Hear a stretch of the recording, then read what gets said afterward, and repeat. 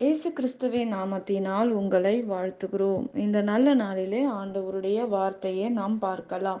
1 Samuel 2ஆம் அதிகாரம் 8ஆம் வசனம். அவர் சிறியவனை புழுதியிலிருந்து எடுத்து எளியவனை குப்பையிலிருந்து உயர்த்துகிறார். அவர்களை பிரபுக்களோடு உட்காரவும் மகிமையுள்ள சிங்காசனத்தில் சுகந்தரிக்கவும் பண்ணுகிறார். ஆம் பிரியமானவர்களே, இந்த காலை வேளையில் ஆண்டவர் உங்களோட பேசுகிற வார்த்தையை நாம் பார்க்கலாம். இன்றைக்கு நம்முடைய வாழ்க்கையில் அலங்கோலமான வாழ்க்கையை ஆண்டவர் அலங்காரமாக மாற்ற ஆண்டவர் விரும்புகிறார் என்று வேதம் சொல்லுகிறது. பிரியமானவர்களே, இன்றைக்கு சிறியவனை ஆண்டவர் புழுதியிலிருந்து எடுக்கிற தேவனாய் இருக்கிறார். எளியவனை குப்பையிலிருந்து உயர்த்துகிற தேவன் நம்முடைய தேவன். இன்றைக்கு உங்கள் வாழ்க்கையில் ஒன்றுமில்லாத நிலையில் இருக்கலாம். இன்றைக்கு வேதனையோட எல்லாவற்றையும் இழந்து இருக்கலாம். பண பிரச்சனையினால், வாழ்க்கை நிமித்தமாக எல்லா சூழ்நிலையில் இழந்த ஒரு குடும்பமாக இழந்து இருக்கலாம். ஆனால் ஆண்டவருடைய வார்த்தை சொல்லுகிறது, பிரியமானவர்களே, ஆண்டவர் உங்களை உயர்த்துகிற தேவனாய் இருக்கிறார்.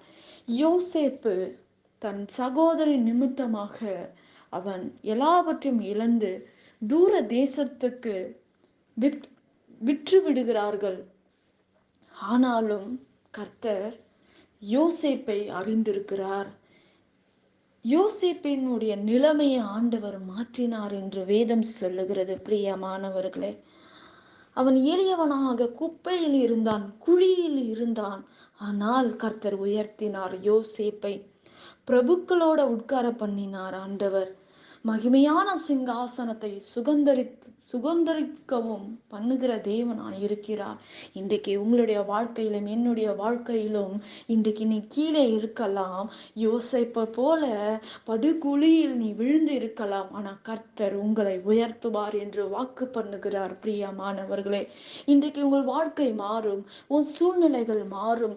நீ குப்பையில் இருக்கலாம், நீ குழியில் இருக்கலாம், எல்லாவற்றையும் இழந்து நீங்க ரோட்டில் நிற்கலாம். அநேகர் சொல்லலாம், நீ ரோட்ல நின்றுட்ட, உனக்கு யார் உனக்கு உதவி செய்ய முடியும்? யார் உன் சூழ்நிலையை மாற்ற முடியும்? ஆண்டவரால் முடியாதது ஒன்றுமே இல்லையே. பிரியமானவர்களே, இன்றைக்கு யோசேப்புடைய வாழ்க்கையில் அவர் பட்ட பாடுகள், அவர் பட்ட காரியங்கள், குடும்பத்தின் நிமித்தமாக வந்த நிந்தனைகளை நாம் பார்க்கிறோம். ஆனால் எல்லாராலும் கைவிடப்பட்ட யோசேப்பு, தன் குடும்பத்தின் நிமித்தமாக கைவிடப்பட்ட யோசேப்புடைய நிலைமை மாறினது. இன்றைக்கு உங்களுடைய நிலைமை மாறும். உங்களுடைய காரியங்களிலும் உங்கள் சொந்த குடும்பமே உனக்கு எதிராக நிற்கலாம்.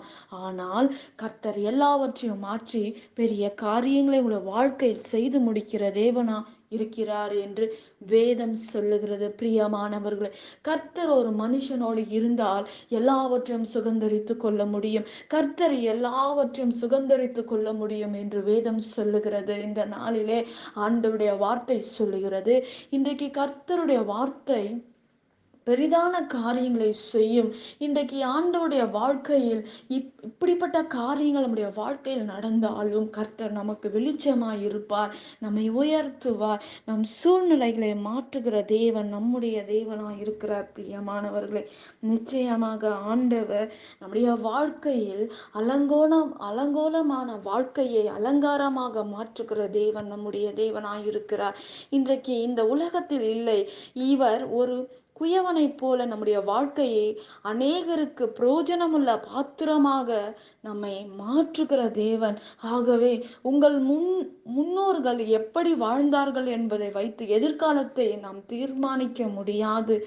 முந்தினவைகளை நினைக்க வேண்டாம், பூரணமானவைகளை சிந்திக்க வேண்டாம். இதோ நான் புதிய காரியத்தை செய்கிறேன், வனாந்தரத்திலே வழியையும் அவாந்தர வெளியிலே ஆறுகளையும் ஆண்டவர் உண்டாக்குவேன் என்று நம் ஆண்டவர் சொல்லுகிறதை நாம் பார்க்கிறோம். பிரியமானவர்களே, ஆகையால் நீங்கள் அவமானத்தின் சின்னமாக அல்ல, ஆசீர்வாதத்தின் சின்னமாக ஆண்டவர் மாற்ற அவரால் முடியும். அவரால் கூடாத காரியங்கள் ஒன்றுமே கிடையாது. இன்றைக்கு உங்கள் வாழ்க்கை மாறும், உன் சூழ்நிலைகள் மாறும், உன் நிந்தனை மாறும். என்ன காரியமா இருந்தாலும் கர்த்தர் பெரிய காரியங்களை செய்வார். இன்றைக்கு என் வாழ்க்கை அலங்கோலமாய் இருக்கிறது, நான் குழியில் விழுந்திருக்கிறேன், நான் ஒன்றுமில்லாதவனாய் நிற்கிறேன், என் வாழ்க்கை எப்படி பயணம் போகும்? இயேசு என்ற நாமம் உங்களுக்குள்ளாக வந்துவிட்டால், உன் வாழ்க்கையின் பயணத்தில் ஆண்டவர் விட்டால் உன் வாழ்க்கை மாறும். நிச்சயமாக பேதுருடைய வாழ்க்கையை மாற்றின தேவன் யோசேப்புனுடைய வாழ்க்கையை மாற்றி அவனை உயர்ந்த நிலையில கொண்டு போய் நிறுத்தினார், அவனை ஆசீர்வதித்தார், அவன் சூழ்நிலைகளை மாற்றினார், பிரபுக்களோட உட்கார பண்ணினார் என்று வேதம் சொல்லுகிறது. இன்றைக்கு நம்முடைய வாழ்க்கையிலும் கர்த்தர் பெரிய காரியங்களை செய்து முடிப்பார். கர்த்தர் பெரிய காரியங்கள் நம்முடைய வாழ்க்கையில் நடத்துவார். இன்றைக்கு உங்கள் சூழ்நிலைகள் இப்படி இருக்கலாம், ஆனால் யோசேப்பின் வாழ்க்கையை ஆண்டவர் மாற்றினார். நிச்சயமாக கர்த்தர் பெரிய காரியங்கள் உங்கள் வாழ்க்கை செய்ய ஒரு வல்லமையுள்ள தேவனாய் இருக்கிறார். நாம் ஜெபிக்கலாம். பரலோகத்தில் வாசமாய் இருக்கிற அன்பின் பிதாவே, உங்க நாமம் மகிமைப்படுவதாக, உங்க ராஜ்யம் வருவதாக. ஆண்டவரே, இன்றைக்கு யோசேப்பினுடைய வாழ்க்கையை நீர் மாற்றினீர் ஆண்டவரே. அப்பா, இன்றைக்கு உங்க பிள்ளை யோசேப்பை போல பிரச்சனையில் வாழ்கிற பிள்ளைகள், குடும்பத்தின் நிமித்தமாக வேதனையை சந்திக்கிற குடும்பங்களுக்கு கர்த்தர் நீர் நியாயம் செய்வீராக, விசாரிப்பீராக. ஆண்டவரே, பெரிய காரியங்களை செய்து முடிக்கும்படி நாங்கள் செபிக்கிறோம்ப்பா. அற்புதங்களை செய்யுங்க ஆண்டவரே. விண்ணப்பங்களுக்கு பதில் கொடுங்க ஆண்டவரே. ரத்தத்துல மூடுங்க, பாதுகாத்து கொள்ளுங்க, எல்லா தேவைகளை சந்திங்க. பொல்லாத சத்துருகளுக்கு முன்பாக அப்பா, இவர்களுக்கு ஒரு பந்தியை நீர் ஆயத்தப்படுத்தும்படி நாங்கள் சுபிக்கிறோம். எல்லாவற்றையும் உங்க கரத்துல ஒப்பு கொடுக்கிறோம். இயேசுவின் நாமத்தில் வேண்டுகிறோம் எங்கள் ஜீவனுள்ள நல்ல பிதாவே, ஆமேன். கர்த்தர் தாமே உங்களை ஆசீர்வதிப்பாராக. ஆமேன்.